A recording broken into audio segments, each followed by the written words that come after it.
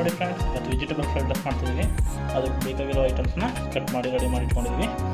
Carrot, ಬೀನೀಸು, ಹಸಿಮೆಣಸಿನ್ಕಾಯಿ, ಈರುಳ್ಳಿ, capsicum, ಜೊತೆಗೆ ಹೂಕೋಸು, ಎಲೆಕೋಸು, ಜೊತೆಗೆ ಸ್ವಲ್ಪ ಸಾಂಬಾರು ಸೊಪ್ಪು. ಬನ್ನಿ ಫ್ರೆಂಡ್ಸ್, ಟ್ರೈ ಮಾಡೋಣ. ಹೇಗೆ ಮಾಡಬೇಕು ಅಂತ ತೋರಿಸ್ಕೊಡ್ತೀನಿ, ಬನ್ನಿ ನೋಡೋಣ.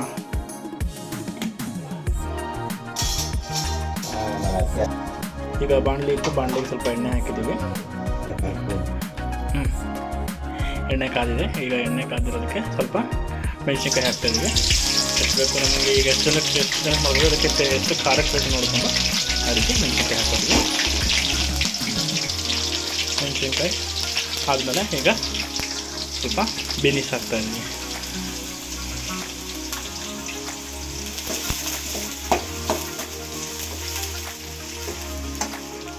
ಬೀನೀಸ್ ಜೊತೆ ಸ್ವಲ್ಪ ಕ್ಯಾರೆಟ್ ಜೊತೆ ಸ್ವಲ್ಪ ಕ್ಯಾಪ್ಸಿಕಮ್, ಹಾಗೆ ಕೋಸು ಹಾಕ್ತಾಯಿದ್ದೀವಿ. ಈಗ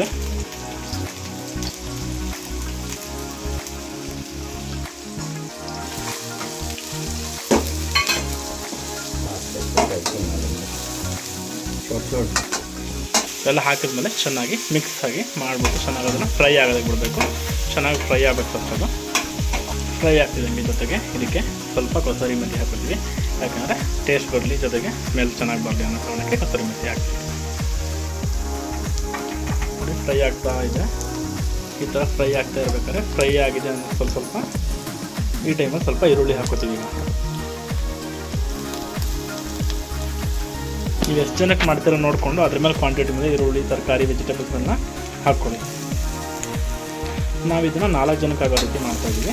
ಅದಕ್ಕೆ ಎಷ್ಟೆಷ್ಟು ಬೇಕು ಆ ಕ್ವಾಂಟಿಟಿಲಿ ಹಾಕ್ಕೊಂಡಿದ್ದೀವಿ. ಚೆನ್ನಾಗಿ ಡೀಪ್ ಫ್ರೈ ಆಗಬೇಕು. ಈರುಳ್ಳಿ ಎಲ್ಲ ಹಾಕಿದ್ದೀವಿ, ಜೊತೆಲಿ ತರಕಾರಿ, ವೆಜಿಟೇಬಲ್ಸ್ ಎಲ್ಲ ಚೆನ್ನಾಗಿ ಫ್ರೈ ಆಗಬೇಕು. ಸ್ವಲ್ಪ ವೆಜಿಟೇಬಲ್ಸ್ ಎಲ್ಲ ನಾವು ಸ್ಟೈಲಿಶಾಗಿ ಸ್ವಲ್ಪ ಕಟ್ ಮಾಡಿದ್ದೀವಿ.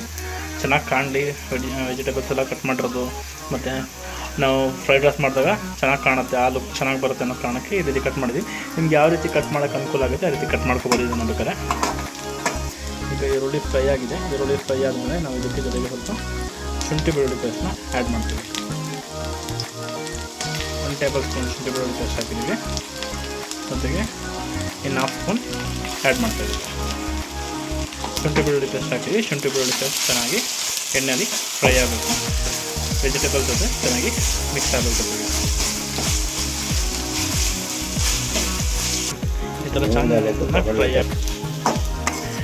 ಫ್ರೈ ಆಗಬೇಕಂದ್ರೆ ಸ್ವಲ್ಪ ಉಪ್ಪನ್ನ ಆ್ಯಡ್ ಮಾಡ್ಕೊತೀವಿ. ಏನಕ್ಕೆ ಅಂದರೆ ತರಕಾರಿನ ಬೇಯೋದ್ರ ಜೊತೆಗೆ ತರಕಾರಿಗಳಿಗೂ ವೆಜಿಟೇಬಲ್ಸ್ಗಳಿಗೂ ಉಪ್ಪು ಹಿಡಿಯುತ್ತೆ. ಈಗ ಫ್ರೈ ಆಗಿದೆ. ಫ್ರೈ ಆದಮೇಲೆ ರೈಸ್ನ ಆ್ಯಡ್ ಮಾಡ್ತಾ ಇದ್ದೀವಿ. ರೈಸ್ನ ಆ್ಯಡ್ ಮಾಡಿಬಿಟ್ಟು ಚೆನ್ನಾಗಿ ಮಿಕ್ಸ್ ಮಾಡಬೇಕು. ಚೆನ್ನಾಗಿ ಈ ರೀತಿ ಮಿಕ್ಸ್ ಮಾಡ್ಕೋಬೇಕು. ನೀವು ಬೇಕಾದ್ರೆ ರೈಸ್ ಹಾಕೋಕ್ಕಿಂತ ಮುಂಚೆ ಬೇಕಾದ್ರೆ ಇದಕ್ಕೆ ಎಗ್ನ ಬೇಕಾದ್ರೆ ಆ್ಯಡ್ ಮಾಡ್ಕೋಬೋದು. ಎಗ್ನ ಆ್ಯಡ್ ಮಾಡಿದ್ರೆ ಇದನ್ನೇ ಎಗ್ ಫ್ರೈಡ್ ರೈಸ್ ಆಗುತ್ತೆ. ಜೊತೆಗೆ ಇದಕ್ಕೆ ಎಗ್ ಬೇಡ ಅಂದರೆ ಎಗ್ ತಿಂದಿರೋರು ಎಗ್ ಹಾಕ್ಕೊಳ್ಬೋದು. ಮಾಮೂಲಿ ಹಾಗೆಯೇ ಎಲ್ಲ ಫ್ರೈ ಆದಮೇಲೆ ಈ ರೀತಿ ಇದಕ್ಕೆ ರೈಸ್ ಹಾಕಿ ಆ್ಯಡ್ ಮಾಡಿ ಚೆನ್ನಾಗಿ ಮಿಕ್ಸ್ ಮಾಡ್ಕೋಬೇಕು. ಈ ಥರ ಚೆನ್ನಾಗಿ ಮಿಕ್ಸ್ ಆದಮೇಲೆ ಈಗ ನಾವು ಸೋಯಾಬೀನ್ ಸಾಸ್ನ ಆ್ಯಡ್ ಮಾಡ್ತಾಯಿದ್ದೀವಿ. ಇದಕ್ಕೆ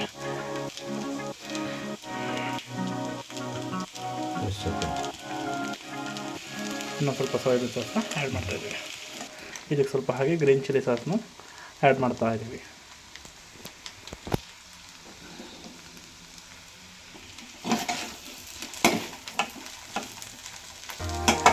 ಹಾಕಾದ್ಮೇಲೆ ಚೆನ್ನಾಗಿ ಮಿಕ್ಸ್ ಮಾಡಬೇಕೆಲ್ಲ ನೀಟಾಗಿ. ಚೆನ್ನಾಗೆಲ್ಲ ಮಿಕ್ಸ್ ಆದಮೇಲೆ ಸ್ವಲ್ಪ ಇದಕ್ಕೆ ಪೆಪ್ಪರ್ನ ಹಾಕ್ತಿದ್ದೀವಿ. ಪೆಪ್ಪರ್ ಪೌಡರ್, ಬ್ಲ್ಯಾಕ್ ಪೆಪ್ಪರ್ ಪೌಡರ್ನ ಆ್ಯಡ್ ಮಾಡ್ತಾಯಿದ್ದೀವಿ. ಹೀಗೆ ತಕ್ಕಷ್ಟು ಉಪ್ಪನ್ನ ಆ್ಯಡ್ ಮಾಡ್ತಾಯಿದ್ದೀವಿ. ಎಲ್ಲ ನೀಟಾಗಿ ರೀತಿ ಮಿಕ್ಸ್ ಆದಮೇಲೆ ಸ್ವಲ್ಪ ಮೇಲ್ಗಡೆ ಸಾಂಬಾರು ಸೊಪ್ಪನ್ನು ಹಾಕ್ತೀವಿ.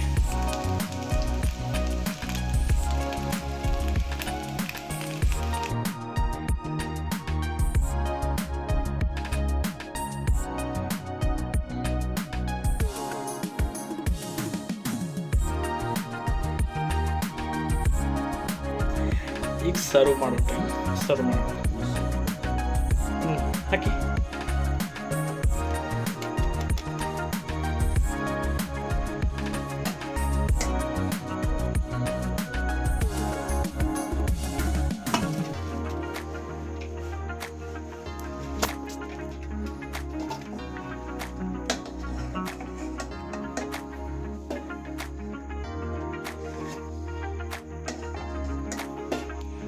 ನೋಡಿ, ಸಿಂಪಲ್ ವೆಜಿಟೇಬಲ್ ಫ್ರೈಡ್ ರೈಸ್ ಮಾಡೋದು ಹೇಗೆ ಅಂತ ತಿಳ್ಕೊಂಡ್ರು.